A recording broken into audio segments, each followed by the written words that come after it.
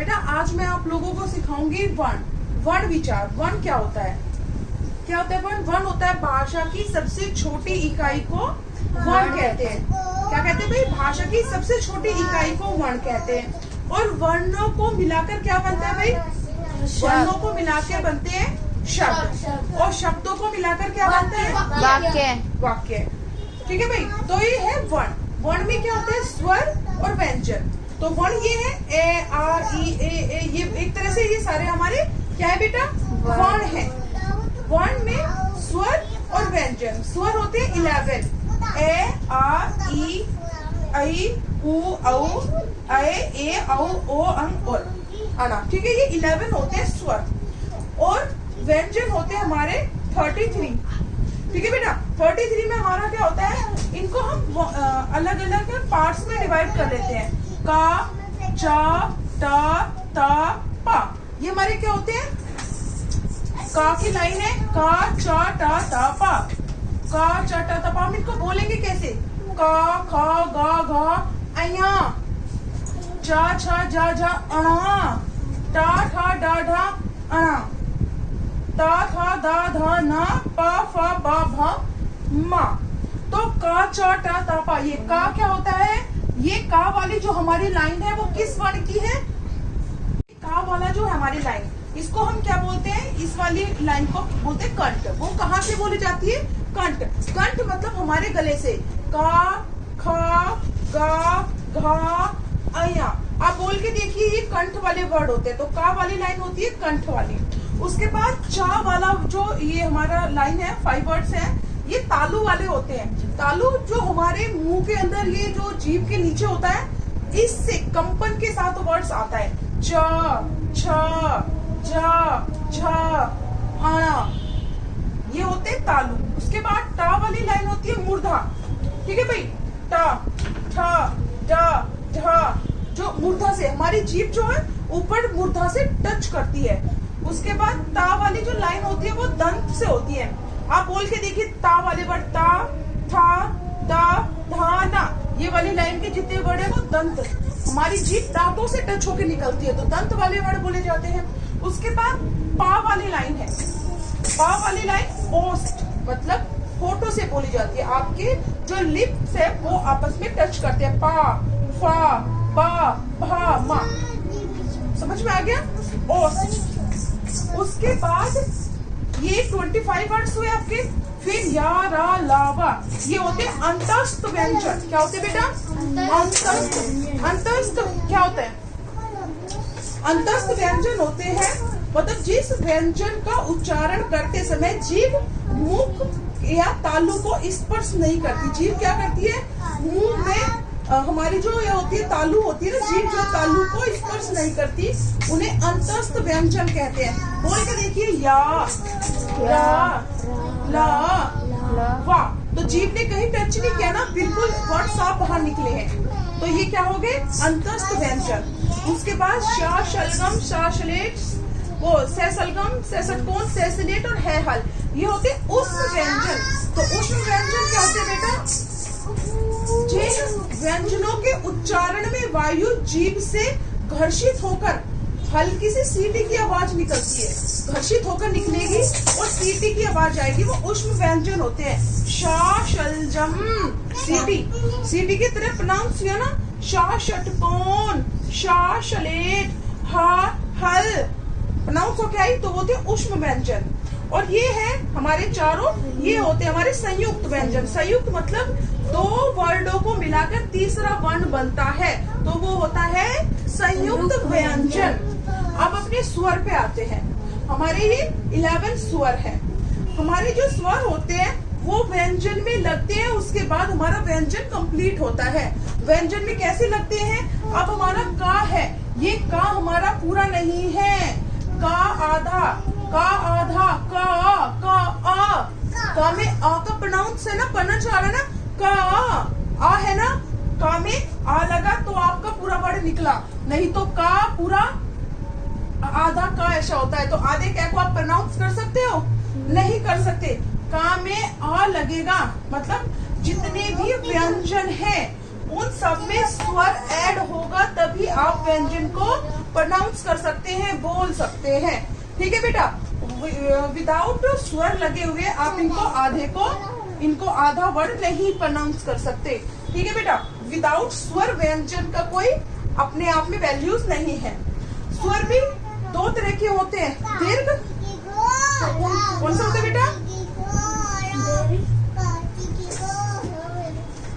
एक होता है हास्य स्वर और दूसरा होता है दीर्घ स्वर।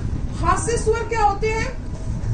हास्य स्वर जो अल्प अथवा कम समय लेते हैं बोलने में, हास्य स्वर जो कम समय लेते हैं बोलने में, और दीर्घ स्वर जो थोड़ा ज्यादा समय लेते हैं बोलने में। जैसे कि कम समय कौन कौन से स्वर लेते हैं?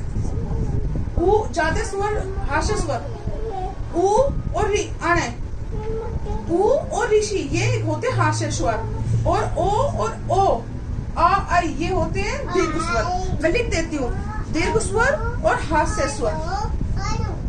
हास्य स्वर लिखती हूँ। ये स्वर दो तरह के होते हैं, एक तो और दीर्घ। लिख लीजिए बेटा, कौन से? हास्य स्वर और दीर्घ। लिख देती हूँ मैं, ए से अनार, ये। ठीक है भाई, ये कम समय लेते हैं। और बाकी जितने भी रह गए इनके अलावा जो 8 है, वो 8 क्या लेते हैं बोलने में? ज्यादा एनर्जी लेते हैं, ज्यादा समय लेते हैं, तो वो होता है दीर्घ। अब कीजिए,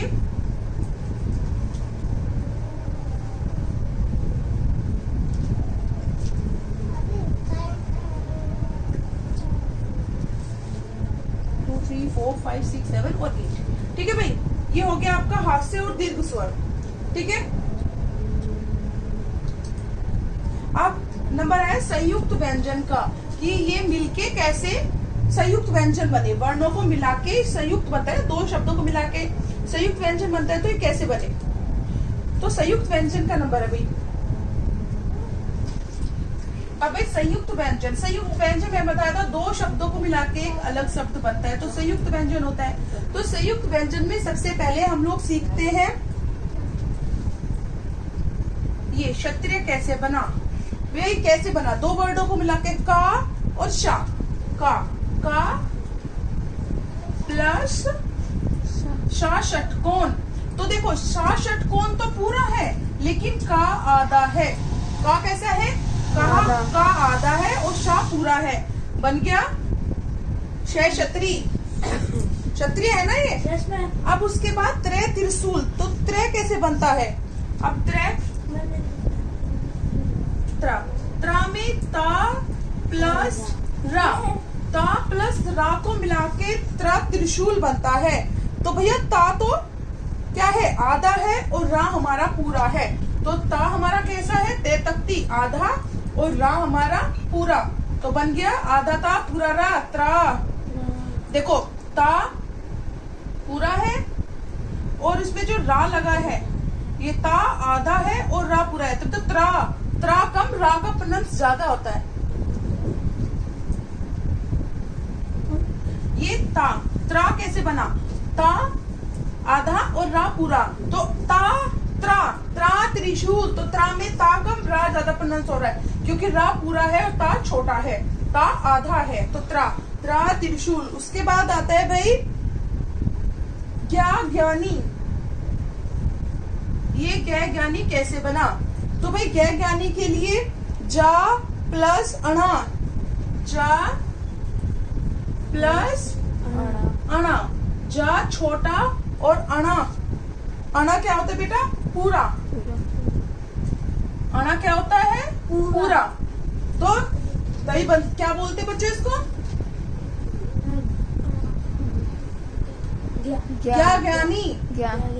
ज्ञानी बोलते हैं। आधा जय अना, ज्ञानी हो गया। उसके बाद है हमारा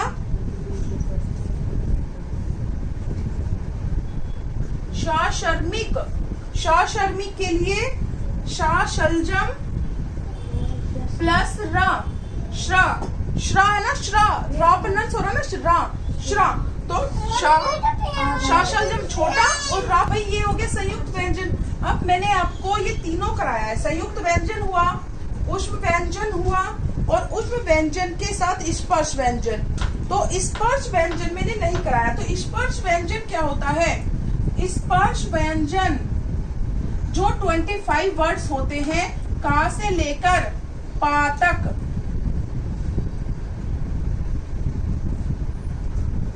माँ तक, का से लेकर माँ तक जो 25 वर्ड्स होते हैं वो स्पर्श व्यंजन में आते हैं। कि कौन से व्यंजन में आते हैं? वो स्पर्श व्यंजन में आते हैं। ये संयुक्त व्यंजन हुआ, अंतस्थ और उष्म व्यंजन मैंने आप लोगों को कराया है, अंतस्थ व्यंजन और उष्म व्यंजन। ठीक है भाई। नेक्स्ट है अब आपका, अब बेटा आप करोगे अनुनासिक और अनुस्वर, अनुनासिक और अनुस्वर, अनुनासिक और अनुनासिक और अनुस्वर। तो अनुनासिक में क्या होता है? जब आप लोग बोल रहे होते हैं तो वायु क्या होती है? उच्चारण के समय वायु नाक से या मुंह से किसी एक से निकलती है। अनुनासिक में जो होता है वायु नाक से या मुंह से किसी एक से निकलती है और इसमें वर्ड्स के ऊपर चंद्र बिंदु लगा होता है। क्या लेता है? चंद्र। जैसे आधी, आधी, आंधी, तो भैया मुंह से निकला ना आंधी, मुंह से बोला अनुनासिक। ठीक है। और अनुस्वर मुख और ये हमारा मुंह और नाक दोनों से वायु होके बाहर निकलती है तो अनुस्वर होता है। और अनुस्वर वाले वर्ड्स पे क्या होता है? बिंदी होती है। अनुस्वर में क्या होता है? बिंदी, और अनुनासिक पे चंद्र बिंदी। जैसे आधी, गांधी वर्ड्स होते हैं ना। और अनुस्वर में डंडा, हंडा बिंदु होता है। आंधी के बाद है सांप, सांप के बाद है हंसना। क्या बेटा? हंसना। सब पे क्या है? चंद्र बिंदु है। अनुनासिक बोलते वक्त मुंह से नाक से एक से वो वायु है ना, प्राण वायु बाहर निकलती है। आंधी, सांप, हंसना एक से बाहर निकल रही है ना। और अनुस्वर में दोनों से, हमारी नाक से और मुख से दोनों से प्राण वायु बाहर निकलती है।